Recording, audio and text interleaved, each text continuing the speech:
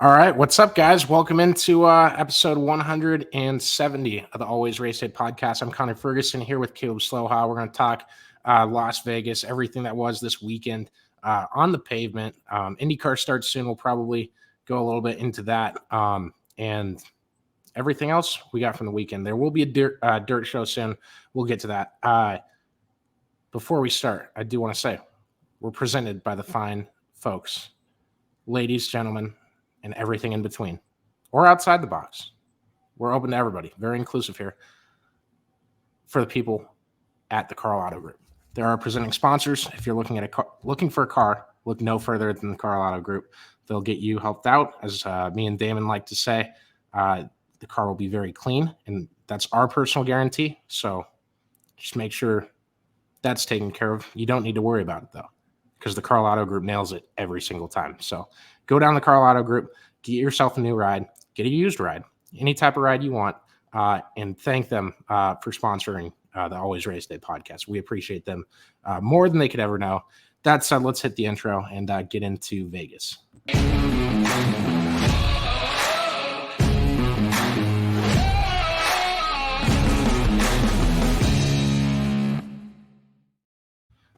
So Kyle Larson won again. That he did. He not only won, but I mean he was the fastest car. Apart from maybe one other car that was fast in the late runs, he definitely spanked the field today.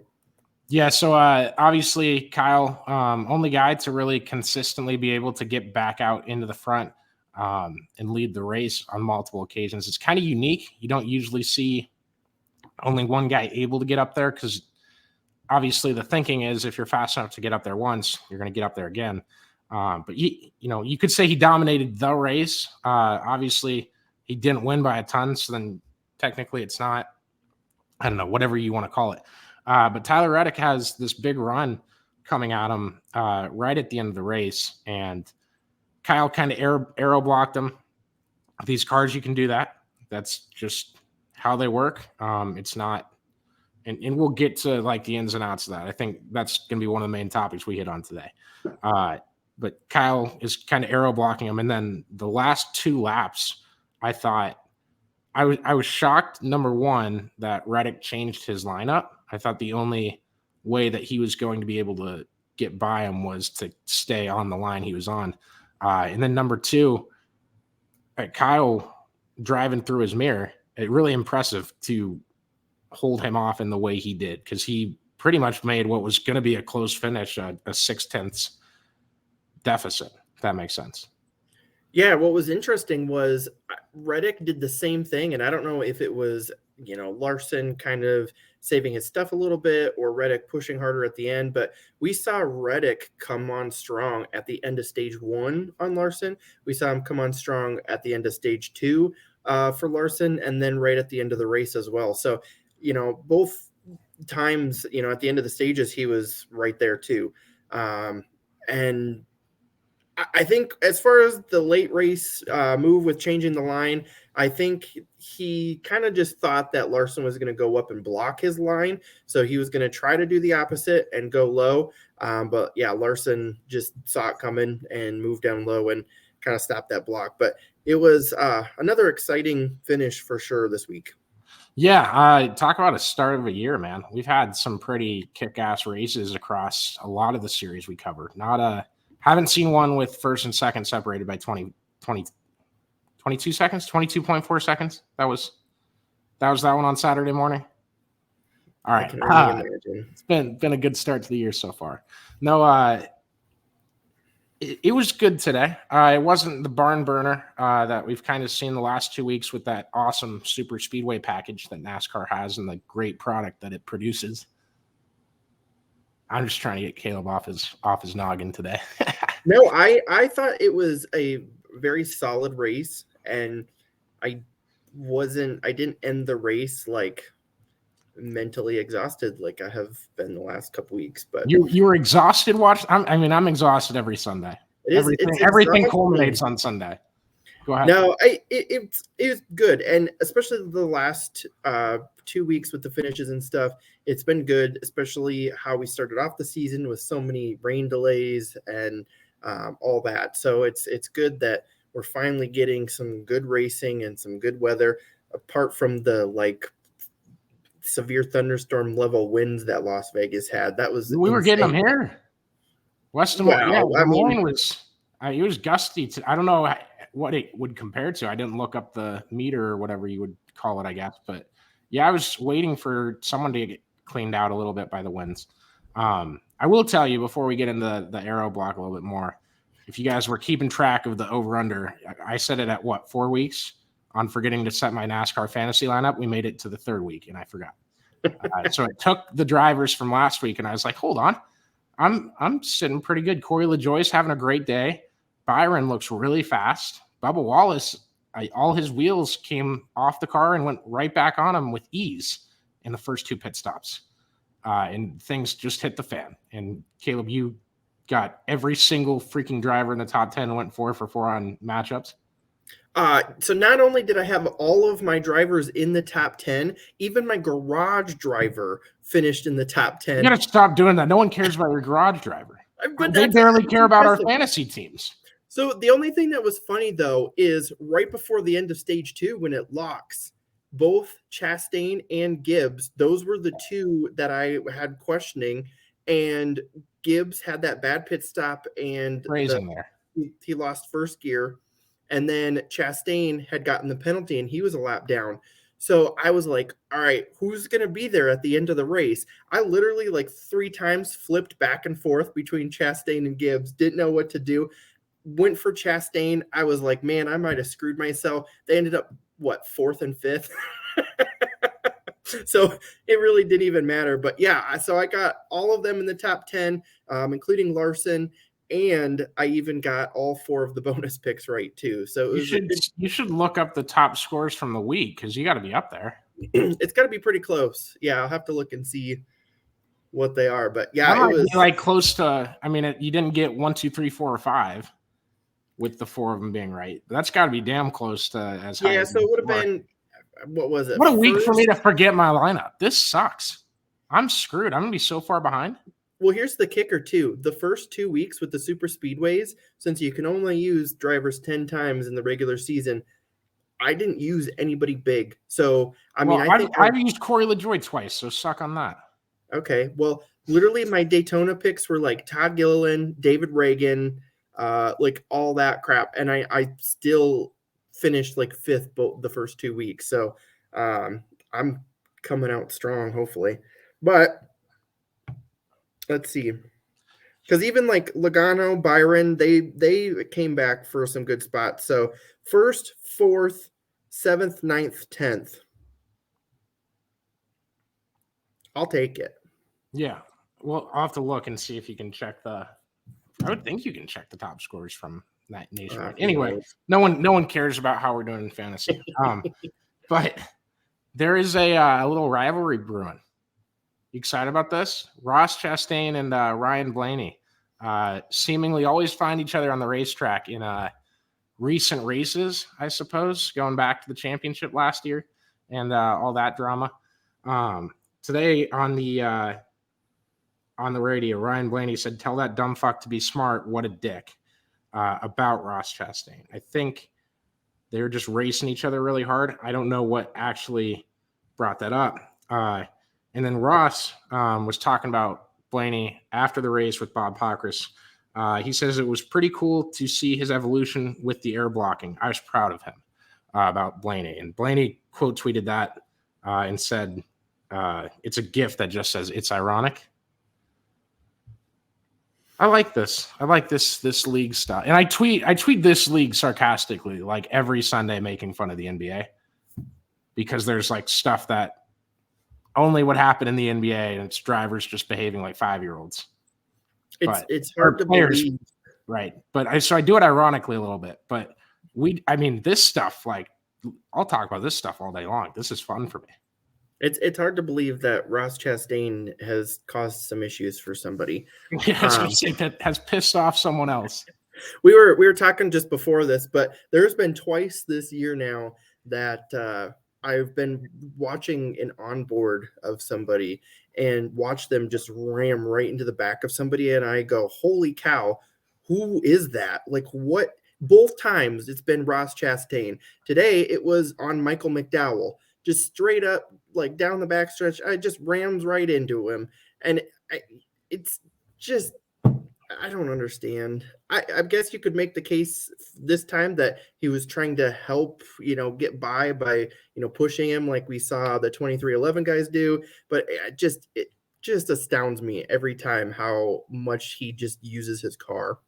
Well, I've got a new segment I'm going to start for the show because I never want to come off towards an entity, a fan base of sorts that, they just want to see good racing. And I don't want to come at them and just be negative towards them all the time. I would never do that, and just come on here every week and complain about the same thing. I wouldn't, that's not in me. So I want to start a segment that I'll do myself. You don't even have to do any prep work, Caleb. I almost called you Damon. I forgot our name tags on this episode. That's okay. Say something good about Ross Chastain. That's my segment. We're doing it every week now. Okay. Maybe it might drop off. We'll see. I've never seen someone piss off more drivers in a garage and get in less fights. He's got the record it's there. That's we started off the Be Nice to Ross Chastain segment with a backhanded compliment. It's really impressive. I think it's very impressive, dude. I mean, you got to at least be a little bit of a chill guy off the track for that to kind of be a thing.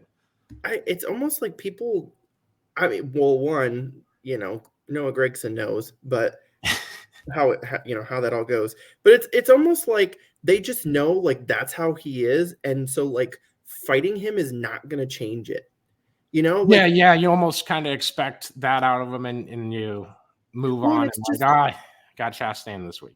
Well, yeah, and like in the past, especially when they were younger, like people wanted to fight Joey Logano because it was like, I'm going to beat him up and show him, that I'm mad, and basically make your point. And it's almost like your point's not going to get made to him because he's not going to change. So I remember that. I only started hating Joey Logano when his paint scheme changed from like the sexiest one in the garage to plain orange. Do you remember that? I mean, that had a big effect on his personality, in my opinion. Okay, well, we all stand for different reasons, I guess. God, this has got to be the dumbest podcast we've done so far. I hope you guys are enjoying just the quirkiness of it, because that's what we are. But yeah, no, I wish you couldn't aero block as easy. I really wish. I think it's ironic as hell that, and Blaney said what I would say anyway, but it's ironic as hell that Chastain is saying that about Ryan Blaney after what the championship was. It's fun. I think spotlight this. I think promote it. Get them yelling at each other. Get them on podcasts this week. Get them to do interviews. But hopefully stuff like this is like still talked about, because like Fox did a terrible job today covering Bubba Wallace's lug nut issues. They did a bad job in general. Do I still call it a lug nut? Yeah, it's done questions with Connor. I would still call it a lug nut. It's like a single lock. Well, first, let's get into the aero blocking thing. So yeah, I just did that too. Yeah, we'll do the aero block. Go for it. It is upsetting because it does make for, I'll just say, more boring racing. I mean, we could have had a real nice battle for the lead 3 different times today, but it didn't happen because of Aero. And that was like a big thing with, the 550 package and, a lot of why we got away from that. So it's just upsetting to see that today. It's something that's kind of always going to be there. But if you have a faster car like Reddick did, you should be able to get up to the guy and at least race him out for it and not get stuck 2 car lengths back. Ross Chastain has no problem passing people. Well, There's another. I'm doing 2 segments a week now. Look at I'm the hardest working guy. Tell you that much. No, but I completely agree with that. I wish there was an easy change to it. I don't. That's the issue with it is I don't think it's an easy change. That's why it hasn't happened yet. There is a new short track package this year. I don't know how it's not like monumentally different, right? It's just tweaked. I think so. I should know, but I Sounds don't. like it's tweaked and everything the drivers asked for, they might have like delivered a fraction of it at most. That's usually how it goes. But now keep in mind, there's engineers that are, they design the car with a purpose and know about how it works and stuff like that. So some drivers are asking for stuff and some are, but we'll be a driver's podcast. I don't care.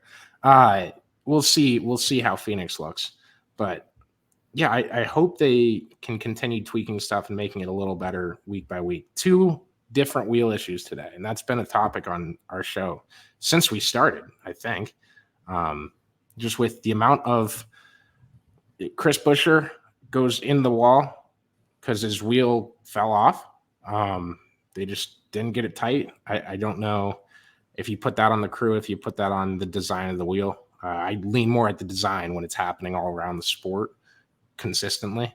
And then Bubba had a left front tire that they could not get off because the wheel got stuck, got over tightened, heated up. That created a bigger bond in it, or a stronger wrap, stronger grip that the bolt that attaches onto the actual center line. I don't know the actual technical words for these. I'm trying to explain it to you like you're 5, but also 25 at the same time. Realize that's not the best plan. But from what Bozy tweeted, it just got locked in there. They couldn't get it off. They tried a bar. They bent the crap out of a bar. They ended up having to cut the wheel off. It cost him 13 seconds, ruined his day completely, all because we designed this single lug nut wheel tire thing that goes along with the steering package. And we keep having wheel issues. I hate it. The only thing I'm going to say is I go back to other motorsports series have figured it out. So why can't we? And I don't know, I think it's a mixture of a lot of things, but there's a lot of other motorsport series out there that run the single wheel nut every week and have limited issues. There's always still going to be issues, here and there. But F1, INDYCAR, anyone else? Sports cars, don't they run? Do they? Okay. One. I'm not 100% sure. I believe so. But I mean, they do it every week and they've got it figured out. So it's whether it's a design issue, whether it's a crew issue, for some reason, the good old American boys just can't seem to figure it out. I don't know. I don't know what exactly the deal is. Maybe, with how hot these, wheels get and stuff. I don't know. I'm not a genius in that, but it's just weird to me that we seem to have issues almost every single week. And those other series have that many issues in a year. And very few. Yeah. Very few issues that when it comes into tightening and loosening a wheel. Yeah. And there's always going to be, you're always going to, somebody's going to mess up at some point or another. But yeah, it's amazing that there's some sort of issue every single week, damn near, with this, in NASCAR. Yeah. I don't know. I again, it's another one of those things, right? That this deal, can you improve on it, or would it take a monumental change in something to actually make it better? And I struggle to. I'm not the real technical savvy guy yet. I learn stuff every day. I learn a lot more about sprint cars than I do these NASCAR stock cars every day, right? But I don't know what you can feasibly ask them to do. So I feel a little bad saying that they need to improve. But at the same time, it needs to get better. If I was watching that race to watch Chris Buescher, I was watching that race to cheer for Bubba Wallace in the same way, I'd be flipping my shit. You ruined the entire race here. Bubba was the only guy with 2 top 5s back-to-back to start the year, and you cost him 13 laps because the lug nut won't come off? Well, I think that's part of the problem too, is it's not just a simple solution, because it's not just, oh, you had 2 guys today that their crews couldn't figure out how to put the tire on. Now you had one that couldn't get the tire on. You had one that a design or whatever, we couldn't get the tire off. So we've seen it too, where there's multiple issues going on. So I think that makes it harder to find, a specific fix for that. Yeah, you're absolutely right. Did you have any other takeaways from the race? So there's a couple of things that kind of, Reddick was impressive. We've kind of touched on that. Like, setting my fantasy stuff, I didn't know exactly how he was going to do today. Can I lean off you real quick? Who's your Final Four right now? Because I'd put him in mine. Dude, I don't know. Mine's changed the first. Mine has absolutely changed since the start of the season. Well, yeah, we're 3 races in. I mean, how do you even we did it before the season started, Caleb. That's what we're paid to do. Yeah, but like, we just got done with 2 super speedways, and now we just had we did the little faulty marketing of the season starts today now that it's not a super speedway race. So just to make sure the last 2 weeks didn't mean jack shit, guys. Okay, so I get what they're doing. It's a talking point. It's whatever. Right now, I would say William Byron. I have him. Kyle Busch needs to figure his pit road stuff out. But for now, I'm going to include him in there based off of his speed. I don't have him. Ryan Blaney. I have Blaney.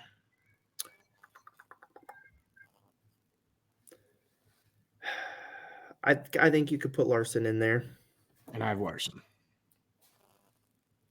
Who's my? Oh my god! I was just doing this in my head to like purposely not forget who my 4th one was. Blaney, Byron. Oh, Reddick. There you go. So Blaney, Byron, Larson, Reddick, but you got Busch. If Busch can figure out his pit road stuff, he has been one of the fastest cars all 3 weeks so far. It's a game of inches. He was inches short of the finish last week, inches over his pit today. Yeah. There you go. There's your football analogy of the week. I'm doing the same thing I just crapped on other people for doing. So give me all the cliche sayings. Apart from that too, Truex has shown promise. Truex has shown some good consistency so far. So I think he's going to be one that could definitely be on that line of, we get into the playoffs and, his consistency will get him there. And then if he, keeps it up, he could go all that way. And then another one, I got to tip my hat to 6th place finish for Noah Gragson today. After having 0 points. That's a pretty good deal. But on the flip side of that coin, I'm going to be honest, as I was starting to do our momentum tracking rankings, I completely forgot Ryan Preece was in the race today. Now that you mention it, I did too. Don't remember seeing his car.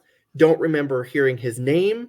Don't remember seeing him on the leaderboard. Like, I completely forgot that he was in the race. Yeah, that's fair. Stewart-Haas has not been a great team the last few years. Chase Briscoe was running up front a lot today, and did not end up with a great finish, I don't think. Do you know where he finished? He finished 21st. Sheesh. Yeah, and they had speed. Like, I was actually impressed. I was like, whoa, he's actually going to come out with like a good finish. Nope. But that's where Gragson, to me, was even more impressive, that they were able to come back and do that. Oh, Kyle finished 26th today also. Yeah, they got to figure their stuff out. It's a small mistake. It just costs you big. Well, but that's the problem is they've just had those too many of those issues, and there's a lot of pit road There has been a lot. There was a lot last week, and I was blaming the pit road itself at Atlanta, right? Because of the slowdown period and all that. But there was just as many this week, I thought. Probably a little less. It just felt every green flag pit strategy, there's 2 or 3 guys that were speeding for sure. And it's like, man, what are you guys? Chastain 2 weeks in a row, right? Yeah. Not many of them got pegged at Daytona, so I wonder. Phrasing again, Connor. Jeez, buddy. I don't know. What's the difference with Las Vegas's pit road and Atlanta? Or how similar are they? And then you go to Daytona, and no one makes these mistakes. Well, I know. What's the reason for that? Yeah, Daytona is a little bit different because you're pretty much coming at that one straight on. You're actually coming around the corner fully and hitting it from a straight on. Atlanta was tricky because you're actually entering in turn 3, and what got a lot of guys were, well, on both sides, you're at one speed limit, and then you have to go down to another speed limit. And again, you're coming around the corner, and so that's a little bit different. And then like today, yeah, you're pretty much coming around turns 3 and 4, and you're kind of doing the whole turning, slowing down thing. So, I mean, Daytona definitely has its challenges, but yeah, it's more of like a straight on pit road compared to, like the other two.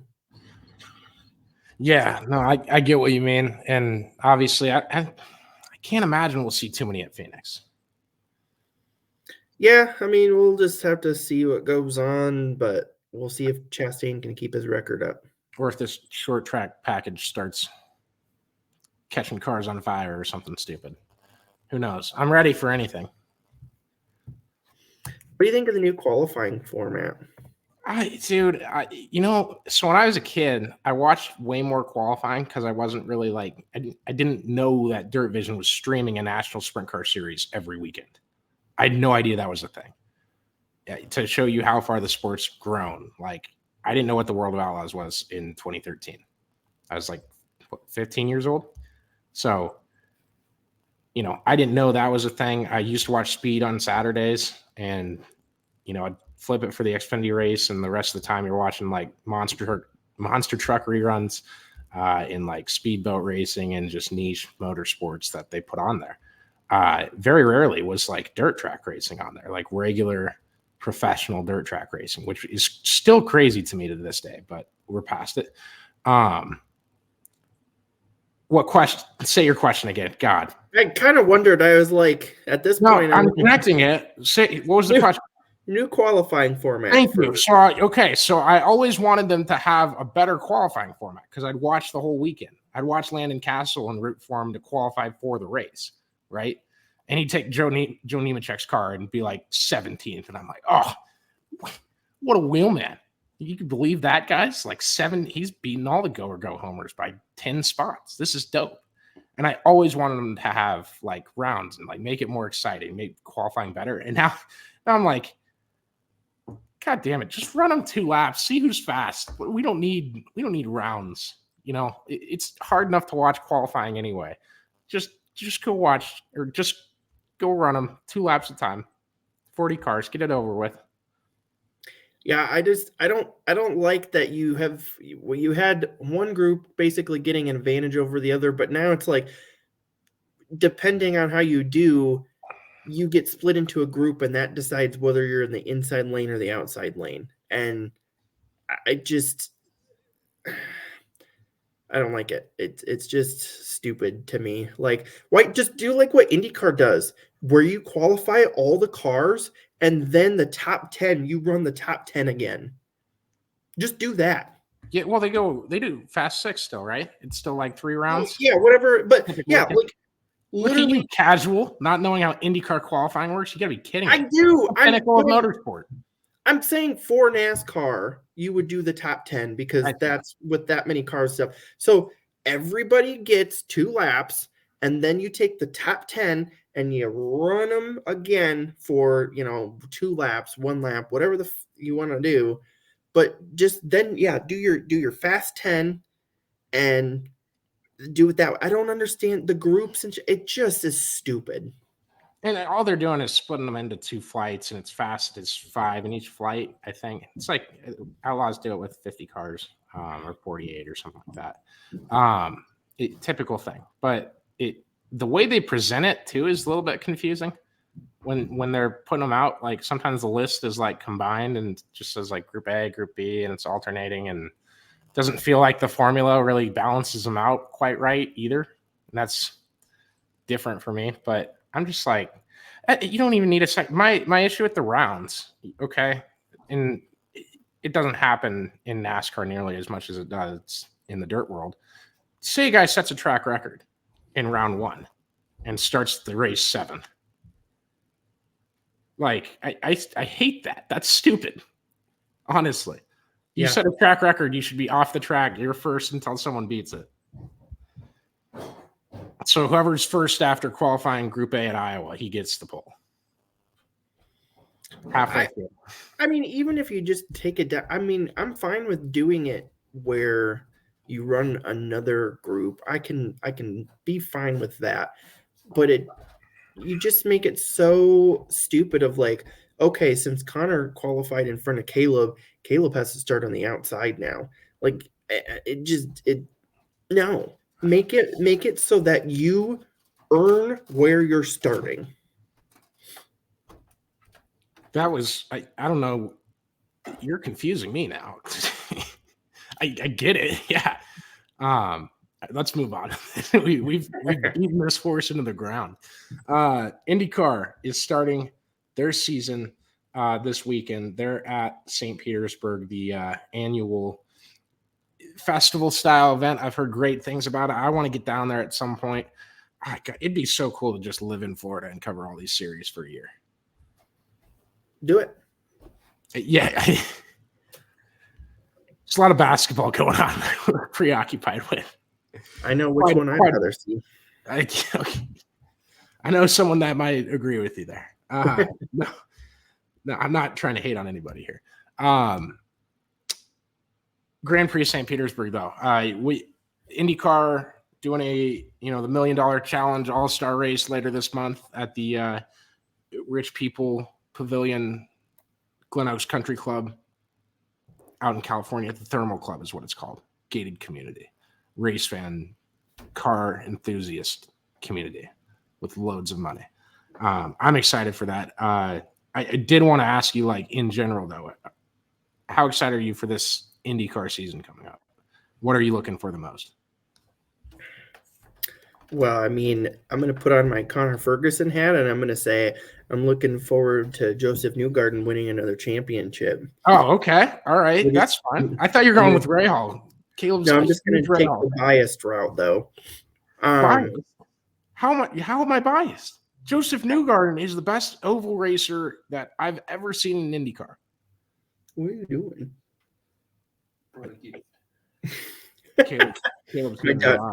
My dog has appeared. No, I'm just biased because I'm a huge Newgarden fan. So, yeah, I'm just interested to see what drama happens, because I feel like we're gonna experience more of that this year. I'm intrigued to see how Larson does in the 500. I don't know. I think we're gonna experience kind of a surprise driver this year up towards the top. So yeah, I think we will too. We're due for another breakout. Christian Lundgaard's right on the cusp. I think there's a lot of guys that are right there, and a lot of guys that were there 2 years ago and have kind of floundered a little bit. So are they going to rebound, or are they going to keep going that way? I'm really amped to see Luke Combs and Post Malone at Iowa Speedway, and Kelsey Ballerini. And I always forget the fourth. They always have 4 concerts. I always remember 3. I don't know why I do this. It's not Jake Owen. It's not Eric Church. Thank you. You did Talladega guy. God, the Cyhawk College game day picker himself. I'm sorry, Eric, if you're out there and you see this, one of your people sends this to you. That's on me. I always do that though. No, that'll be really cool. The Hy-Vee picking up the Milwaukee race sponsorships and turning that into a doubleheader weekend. I can't wait to see what that looks like. One of those is a night race. I love that we got that. I love that we have a night race at Iowa. And then we end the season on 3 straight ovals, and that's damn straight how IndyCar should be doing it. Not a more consistent product on the planet than IndyCars at a good oval. I mean, that's for any of the new USA fans that have been kind of watching F1 lately and are starting to get bored of it already. Turn into the IndyCar world, and they want your money. They don't want your passion. I promise. It's 22.4 seconds between first and second place. I saw a dude on TikTok, Caleb. That was the F1 result this week, and Max Verstappen won by 22.4 seconds. He's in the fastest car. It's not a lot of action on a weekly basis whatsoever. And then they hype it up like it's the biggest thing in the world. And I think NASCAR could learn a lot from their presentation. Mike Joy, love you, buddy. Get a little more excited for us, please. Just a little. Just a bit. Still love you. Caleb, I saw a TikTok this weekend, and it's Verstappen leading by that much. And this dude took a piece of tape and wrote all the positions, like 1 through 21 or something, and taped it over the scoreboard going down with the number 1 part blocked out, and just said, okay, we made the race interesting. Second is now first, and third is now second. Yeah, I saw that as well. I hope the thing I hate is like IndyCar tries their ass off to go appeal to fans, make things better for the fans. I know that Thermal Club tickets were like $2,000 or something, but they have kept dropping them as the race gets closer, maybe in an effort to sell them, obviously. But they're out there trying. They're out there trying to market. They're out there trying to do stuff. 100 Days to Indy was a cool show. It's going to be cool this year. You should tune into it. I don't know how you can watch it because I don't know off the top of my head. We'll tell you when it comes around. I promise. But yeah, I wish the series and organizations that go out of their way to try to appeal to fans were the ones that receive these booms like the sport of pickleball has. I don't know what the hell pickleball did to do anything for fans, but people are like repainting tennis courts to make them pickleball courts all over the country now. It's the most bizarre thing.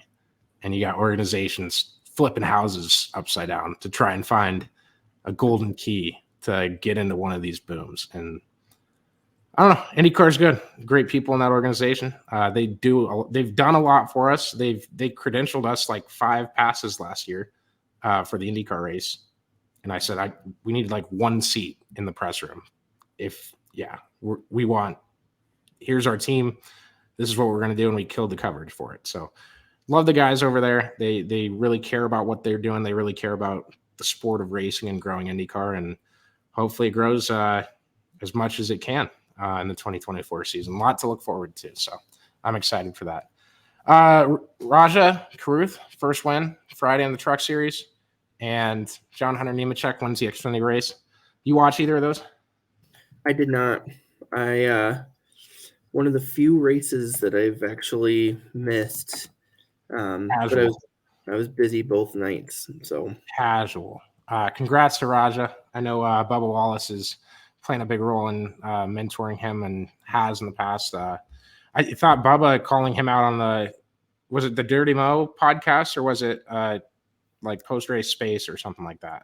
I can't remember where I saw it. Yeah, I don't remember. He was talking a little, I think it was a space, but he was talking a little shit to him. He's like, well, yeah, he ran him the hell over. That's why they wrecked. You can't do that. It was awesome, man. Like, I love, drivers showing personality like that, rubbing people not the wrong way, but just going the back and forth. It's cool. I wish we could see more of that. We are going, I think we're going to have another dirt episode after the World of Outlaws race on Monday. And then we'll probably have rankings up on Tuesday. So packed week, getting into the racing season. I think they go to Kendall. The Outlaws do after that for Friday and Saturday night. So I'm excited to see how those races turn out. Excited to talk about them, and we're here. We're in the season finally. It felt like Christmas again, waking up for the NASCAR race. So we'll see how next week if the Christmas effect is still in town. Sound good? You good? Mm-hmm. Awesome. Thank you guys for listening. Thanks again to the Karl Auto Group, and we will see you guys tomorrow night. Appreciate y'all. Appreciate y'all again. The stop button is over here. There we go. I got it. Love you guys.